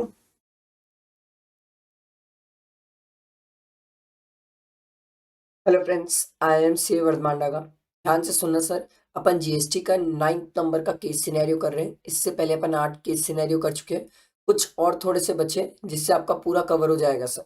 ठीक है, आपसे सिंपल एक ही रिक्वेस्ट है, जो तरीका मैं बताता हूँ, जो मैं जैसा मैं समझाता हूँ वैसे आप केस सिनेरियो को किया करो, उससे आपको बहुत कॉन्फिडेंस आएगा। और ये केस सिनेरियोज देख के जाना, एग्जाम में इन्हीं में से कुछ आता है और बहुत अच्छी प्रैक्टिस हो जाती है। ठीक है, चलो टाइम वेस्ट नहीं करते, केस सिनेरियो में सबसे पहले अपन क्या करेंगे सर, क्वेश्चन पढ़ेंगे। आपसे एक ही रिक्वेस्ट है, लाइक करना, फ्रेंड्स को शेयर करना। ठीक है, देखो, at what point of time tax will be payable in relation to the advance receive by the company of ₹1 crore. तो सर ये आपसे पूछ रहे टैक्स पेबल कब होगा। ठीक है, point of time tax payable बताना है। ठीक, the total amount of supply during the month of March two be reported in GSTR1। GSTR1 में कितना रिपोर्ट करना है सप्लाई, ये देखना है। Which of the following option is correct in relation to the return goods of value 1 crore, वो तो हमें देखना पड़ेगा, ऊपर पढ़ना पड़ेगा सर। ठीक है, in case return goods are sold by the company to the customer other than a related parties, the value of supply of such goods, तो value of supply देखना पड़ेगा हमें। ठीक है भाई, उसके बाद which of the following option is correct in relation to the invoice of ₹1 lakh issued by the customer for the expenses relating to return goods. बाप रे बाप, ये तो पूरा केस स्टडी पढ़ के ही क्वेश्चंस समझ आएंगे सर, क्योंकि ये क्वेश्चंस उस टाइप के जो केस स्टडी से ही पूरे कनेक्ट करते हैं। ठीक है, बट एक बार ये तो समझ आ रहा है कि गुड्स बेचा था, रिटर्न किया है, गुड्स बेचा है, तो उसकी जीएसटीआर 1 में कितनी वैल्यू रहेगी? ठीक है। While moving the goods from Maharashtra unit to Gujarat unit by the company, the goods shall be accompanied by the goods. हमें किस तरीके से गुड्स के साथ साथ क्या लेके चलना पड़ेगा? ठीक है, वो हम देख लेंगे। चलो क्वेश्चन पढ़ते हैं। Ecotex Solution Private Limited is engaged in manufacturing and supplying of energy product and solution across multiple states in India. The company manufactures solar panels and also imports certain category of solar panels as per the customer orders. The company also provides installation services and annual maintenance contract for its product. ठीक है. The company received an advance payment for a bulk order of the goods in March 2024, but the delivery was completed in May 2024. The amount of advance received by the company was 1 crore. Okay, तो पहला question तो यही था ना sir, at what time the tax will be payable in relation of an advance received by the company. तो sir advance के case में time of supply तो नहीं होता, गुड्स के केस में, तो सर उस केस में टाइम ऑफ सप्लाई क्या होता है सर? ऑन और before the date of removal of goods, या तो जिस दिन इनवॉइस इशू हो जाना चाहिए था, जिस दिन इनवॉइस इशू हुआ, ये दोनों में से व्हिचएवर इज अर्लियर। देखो, the tax is payable at the time of receipt of advance, no sir. The tax is payable at the time of supply of goods, exactly. और सप्लाई ऑफ गुड्स कब माना जाएगा? जिस दिन invoice issue कर दिया गया है या जिस दिन इनवॉइस इशू कर देना चाहिए था एज पर सेक्शन 31। समझ आया? अगला देखो, अगला क्वेश्चन यही था ना, जीएसटीआर 1 में कितना अमाउंट ऑफ सप्लाई रिपोर्ट करना है। तो देखो, during the month of March 2024 the company sold goods worth 5 crore and provided services amounted to ₹1 crore to its customer across India. तो 6 करोड़ का प्रोवाइड किया। The goods worth 1 crore sold under multiple invoices were returned by a customer due to defective quality in the month of March 2024, which were originally sold by the company in December 2023. The company issued a credit note against the returned goods in March 2024. तो देखो, 5 करोड़ का goods बेचा, 1 करोड़ की services provide किया और 1 करोड़ का goods return हो गया। ये देखो, 1 करोड़ का गुड्स रिटर्न हो गया। तो प्रैक्टिकली ये जब जीएसटीआर 1 फाइल करेगा तो जीएसटीआर 1 में जो इसका टोटल वैल्यू ऑफ सप्लाई आएगा वो कितना आएगा? 5 करोड़, क्योंकि 5 करोड़ का सप्लाई किया था, 1 करोड़ की सर्विसेज दिया था, 1 करोड़ की क्रेडिट नोट इशू कर दिया है। देखो भाई, आपसे क्वेश्चन था, what is the total amount of supply during the month of March 2024 to be reported in the GSTR 1 by the company? कितना? 5 करोड़। समझ आया? उसके बाद देखो, 1 करोड़ से रिलेटेड नेक्स्ट क्वेश्चन है। देखो, the company incurred and amounted to ₹5 lakh on the repair of the returned goods to make them resellable in the market to customer other than a related party. ठीक है, तो company ने इंकर किया, 5 लाख रुपए खर्चा किए। देखो क्वेश्चन क्या था, which of the following option is correct in relation to the return goods of a value of 1 crore?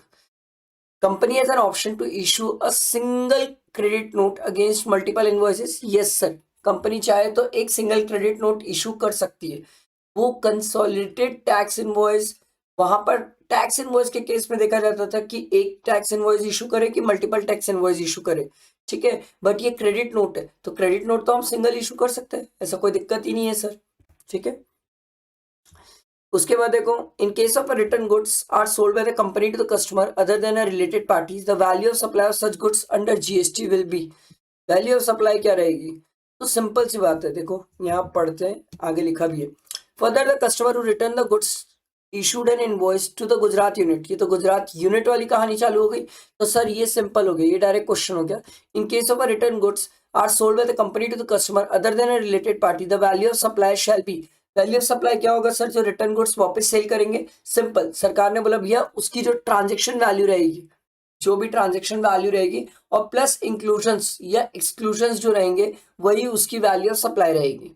ठीक है, आगे देखो, which of the following option is correct in relation to the invoice of 1 lakh issued by the customer for the expenses relating to return goods? देखो, expenses relating to return goods आ गया। Further, the customer who returned the goods issued an invoice to the Gujarat unit of the company of ₹1 lakh for the expenses relating to return of goods.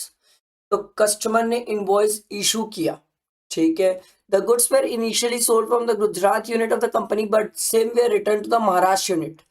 Gujarat से goods बिका था but return अभी कहां पर हुआ है? महाराष्ट्र में हुआ है। And subsequently moved by the company from Maharashtra unit to Gujarat unit. Company ने महाराष्ट्र यूनिट से गुजरात यूनिट पे गुड्स को शिफ्ट किया। that is the original place of supply. The company is registered under GST in both the state, that is Gujarat and Maharashtra. तो आओ question देखो. Question ये है, which of the following option is correct in relation to the issue of in relation to the invoice of 1 lakh issued by the customer for the expenses relating to return goods. The company shall be eligible to avail full ITC. Yes, company चाहे तो full ITC ले सकती है sir, जो customer ने invoice issue किया है relating to 1 lakh rupees, वो रिटर्न गुड्स से रिलेटेड, तो कंपनी चाहे तो इसकी क्रेडिट ले सकती है. इसको एक फ्रेश सप्लाई जैसा मान लिया जाएगा और अलग से ट्रीट किया जाएगा सर, ठीक है, क्योंकि यहाँ पर कस्टमर खुद इनवॉइस इशू कर रहा है कंपनी को, ठीक, तो कंपनी इसकी क्रेडिट ले सकती है, कस्टमर इसको आउटवर्ड सप्लाई के सेंस में देखेगा. अगला देखो sir, while moving the goods from Maharashtra unit to Gujarat unit by the company, the goods shall be accompanied by. Sir Maharashtra unit से गुजरात यूनिट लेके जा रहे हो सर, आप महाराष्ट्र में तो रिटर्न किए थे उन लोग, इसको आप गुजरात लेके जा रहे हो, तो सरकार बोलती है भैया इस केस में आपको क्या करना पड़ेगा, ये तो शेड्यूल 1 में डीम सप्लाई है और डीम सप्लाई है तो आपको फ्रेश इनवॉइस इशू करना पड़ेगा. तो देखो ओरिजिनल इनवॉइस से तो मतलब ही नहीं है. Goods issued by the returning customer to the Gujarat unit, ये इनवॉइस से मतलब ही नहीं है. Invoice by the Maharashtra unit to the Gujarat unit of the company, क्योंकि फ्रेश सप्लाई माना जाएगा, शेड्यूल 1 में डीम सप्लाई में कवर हो जाएगा. ये समझ आया. ये क्वेश्चन कुछ अच्छा था, कुछ नया था, कुछ अलग था, कुछ अजीब था, बट बहुत अच्छी प्रैक्टिस होगी. ये क्वेश्चन जरूर देख के जाना, क्योंकि अगर एग्जाम में आया तो इसमें बहुत सारी जगह है जहां पर आप लोग गलती कर सकते हो. आई होप मैंने आपको समझाया होगा, आपको समझ आया होगा. फ्रेंड्स को शेयर करना, लाइक जरूर करना. ऐसे ही और केस सिनेरियोस जो बचे हुए हैं वो मैं आप लोगों के लिए अपलोड कर दूंगा जितना जल्दी हो सकेगा सर, ठीक है. चलो, थैंक यू.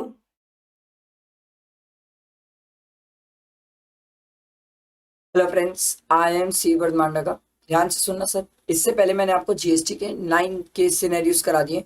ये 10th वाला देखते हैं, इसके बाद 2-3 और है, हमारा जीएसटी का केस सिनेरियो खत्म हो जाएगा. तो प्लीज ध्यान से देखना, फ्रेंड्स को शेयर करना. अच्छे केस सिनेरियोस होते हैं, इससे आपकी अच्छी प्रैक्टिस हो जाएगी एग्जाम के लिए, ठीक है. लाइक जरूर करना. चलो, केस सिनेरियो में सबसे पहले हम क्या करते हैं सर, हमारा सबसे पहले नियम क्या है सर, क्वेश्चन पढ़ना. तो देखो sir, based on the information provided above, choose the most appropriate answer for the following question. अब क्वेश्चन ये है कि जीटीए की सर्विसेज है और डीएससी की सर्विसेज है, उसके ऑप्शन सिलेक्ट करना है. फिर एक है सर जहां पर जीटीए की सर्विसेज प्रोवाइडेड टू गवर्नमेंट है, ठीक है सर.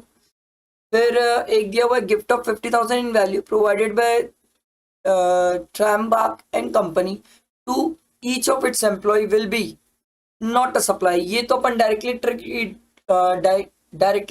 टिक कर सकते हैं, क्योंकि ये हमें पता है सर 50,000 से ज्यादा होता है तो शेड्यूल 1 में कवर होता है. ये तो 50,000 है, 50,000 से एक्सीड नहीं कर रहा तो इसको सप्लाई नहीं मानते. फोर्थ क्वेश्चन बोल रहा है which of the following is correct, तो ये हमें देखना पड़ेगा, ठीक है. इसके बाद mister Trimbak company is eligible to claim ITC, कितनी आईटीसी वो क्लेम कर पाएगी, और जीएसटी लाइबिलिटी. 6 क्वेश्चन है सर. चलो देखते हैं sir. Trimbak and company and LLP is registered under GST, is engaged in various types of business activities. It provides GTA services to government department registered under GTA for providing various services. Government various services के लिए registered है sir, TDS purpose के लिए registered नहीं है, ध्यान रखना. Trambak and company did not exercise the option to pay GST. Low, Trambak and company ने बोला हम तो GST नहीं पे करेंगे, मतलब ऑब्वियस सी बात है 5% पे कहानी चल रही है, 5% में चल रही है मतलब रिवर्स चार्ज है, और रिवर्स चार्ज है मतलब कौन पे करेगा, गवर्नमेंट, ठीक, क्योंकि गवर्नमेंट भी तो रजिस्टर्ड है सर, ठीक है, ध्यान रखना. The firm provide services of DSA to NBFC located in Mumbai. Sir individual DSA होता है, बैंकिंग को प्रोवाइड करता है तो रिवर्स चार्ज होता है. ये तो LLP DSA है सर, तो उस केस में बॉडी कॉर्पोरेट ने प्रोवाइड किया है तो क्या होगा, फॉरवर्ड चार्ज. पहला क्वेश्चन का आंसर मिला. देखो, for GTA services government is liable to pay under reverse charge, yes. For DSA services NBFC is liable to pay under reverse charge, नहीं. For DSA services Trambak and company is liable to pay GST under forward charge. ये option हो गया, तो option हमारा हो गया first and fourth. समझ आया. फिर एक क्वेश्चन और था सर कि GTA services provided to government department, ये सर 5% होगा, 5%, ठीक है.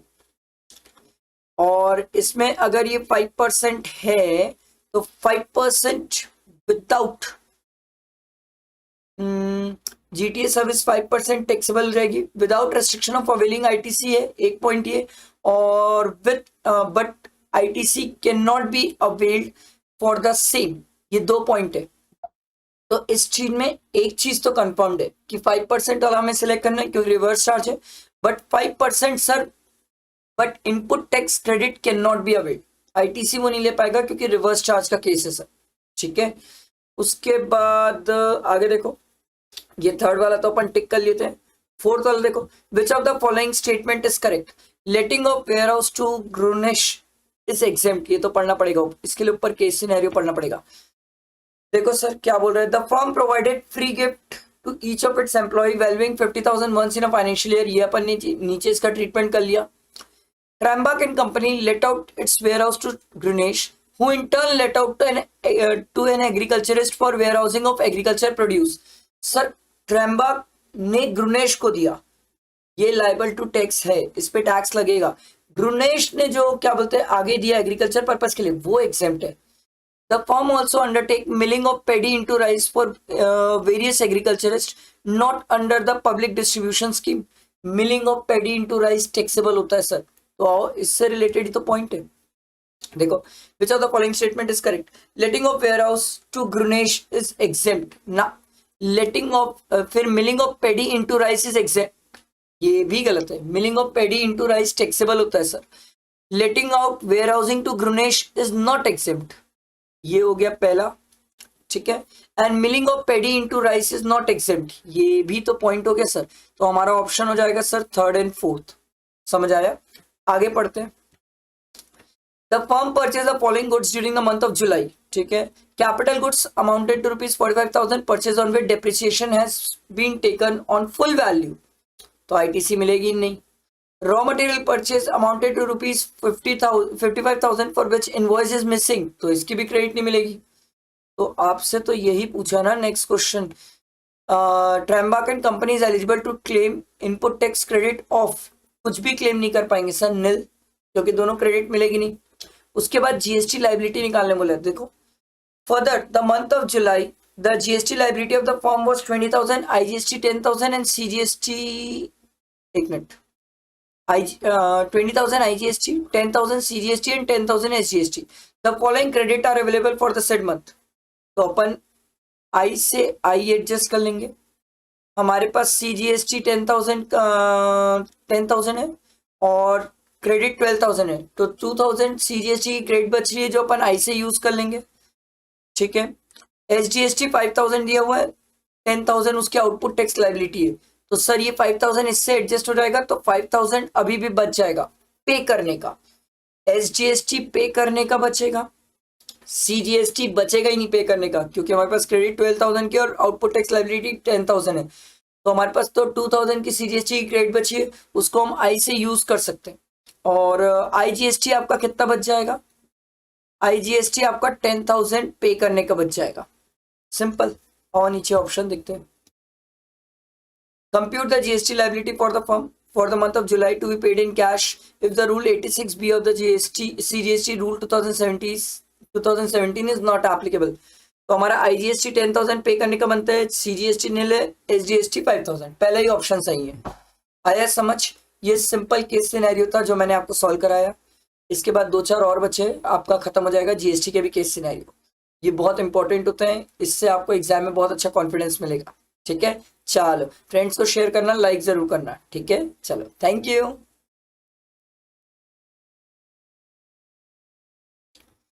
हेलो फ्रेंड्स, आई एम सीवर्थ मांडागा।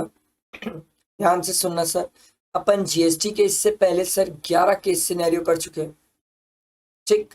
ये 12th नंबर का केस सिनेरियो है।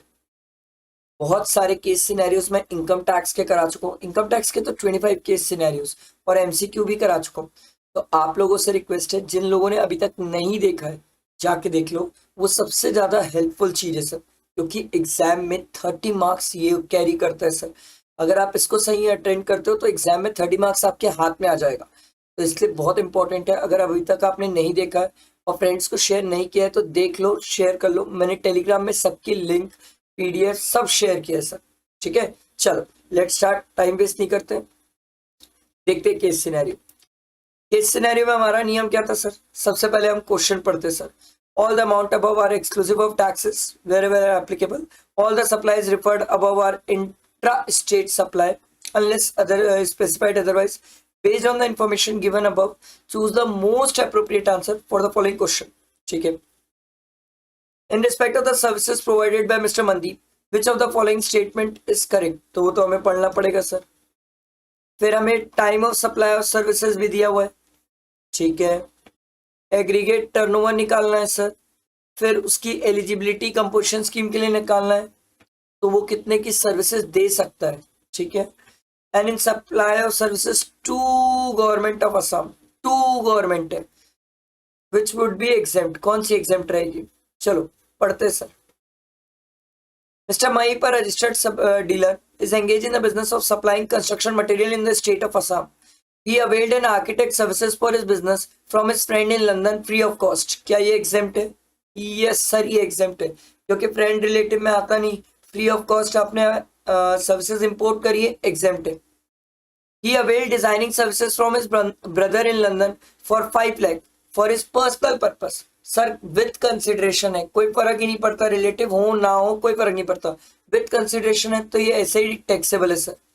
तो ये पहला क्वेश्चन का आंसर तो मिल गया। आर्किटेक्ट सर्विसेज को हम सप्लाई नहीं मानते, and designing services from his brother is considered as supply, तो ऑप्शन हमारा सेकंड एंड थर्ड हो जाएगा, ठीक है। आगे बढ़ते हैं। He availed services from an entity in India which are liable to pay tax under reverse charge from the date of invoice on 1st September. तो सर्विसेज के केस में रिवर्स चार्ज में क्या होता था? डेट ऑफ पेमेंट और 61st day from the date of invoice time of supply होता था। Payment date as per the books of accounts and as per the bank account was 15th November and 18th November, दोनों में whichever is earlier क्या होता है? 15 नवंबर, और 1 सितंबर से 61st day count करना पड़ेगा। सितंबर का हो गया 29 डेज, अक्टूबर का हो गया 31 डेज, तो 29 और 31 हो गया 61 नवंबर। तो 1 नवंबर और 15 नवंबर दोनों में विचएवर इज अर्लियर, तो सर 1 नवंबर आ जाएगा भाई, क्योंकि 1 नवंबर हमारा 61st डे है सर, ठीक है। आगे बढ़ते हैं। His turnover for the current financial year is as follows. देखो taxable value of supply of goods दिया हुआ है, exempted सर्विसेज ये दोनों तो आ जाएगा। Inward supply liable to reverse charge ये नहीं आता सर, ठीक है। उसके बाद तो आपको कंपोजिशन स्कीम के लिए आगे कुछ अलग दिया हुआ है, तो ये दोनों मिला के टर्नओवर भी तो बताना था सर आपको। एग्रीगेट टर्नओवर, तो एग्रीगेट टर्नओवर कितना हो जाएगा? 71, सिंपल। आगे बढ़ते हैं। He intended to start मैं आपको देखो एक चीज समझो, कैसे सीक्वेंस में क्वेश्चन होते हैं, कैसे सीक्वेंस में आंसर मिलते हैं, ये टेक्निक सीख जाओ सर, एग्जाम में बहुत काम आती है। He intended to start providing services other than restaurant services also from the next financial year and also avail the composition scheme under section 10(1) of the CGST Act 2017. He also wishes to provide services relating to goods and bridges, relating to roads and bridges, function entrusted to a municipality under Article 243 of the Constitution to the state government of Assam in the next financial year. तो ये services देना चाहता है sir. ये services कितने की दे सकता है? सिंपल है सर, जितना पिछले बार का टर्नओवर होगा इसका 10% और 5 लाख दोनों में विचएवर इज हायर, तो 71 लाख का 10% कितना हो जाएगा? 7.1 लाख, और 5 लाख दोनों में विचएवर इज हायर, तो कितने की सर्विसेज ये दे सकता है? 7.1 लाख। अब देखो आगे, इसने sir to government, to the state government कौन कौन सी सर्विसेज प्रोवाइड किए? सर प्योर सर्विसेज, क्या ये एग्जेम्प्ट है? यस सर, ये एग्जेम्प्ट है। Composite supply of goods and services amounting to ₹25 lakh in with the value of goods amounting to ₹5 lakh. हम पढ़ के आए थे कंपोजिट सप्लाई है तो उसमें 25% से ज्यादा गुड्स की वैल्यू नहीं होना चाहिए, तो 25 लाख का 25% ये 6.25 आएगा। तो सर गुड्स की वैल्यू 6.25 से ज्यादा नहीं है, तो क्या ये भी एग्जेम्प्ट है? हाँ sir. Composite supply of goods and services amounted to ₹30 lakh in which value of services amounted to ₹6 lakh. तो वैल्यू ऑफ सर्विसेज 6 लाख है सर। तो गुड्स की वैल्यू 24 लाख है, क्या 25% से ज्यादा हो गई? यस सर, तो ये तो टैक्सेबल हो गया। आपसे लास्ट क्वेश्चन क्या पूछा था, कौन सी एग्जेम्प्ट है? तो यही दो तो एग्जेम्प्ट है, ये तो टैक्सेबल है, तो आपका ऑप्शन हो जाएगा डी। समझ आया? ये मैंने आप लोगों को पूरा केस सिनेरियो करा दिया, बहुत सिंपल तरीके, इजी तरीके से कराया। इसे लाइक करना और फ्रेंड्स को शेयर करना, ठीक है। और भी कुछ केस सिनेरियो एक दो बचे हुए हैं, वो मैं करवा दूंगा। इसके बाद आपका जीएसटी का भी केस सिनेरियो कवर हो जाएगा, ठीक है। फ्रेंड्स को शेयर करना, लाइक करना, ठीक है। चलो, थैंक यू।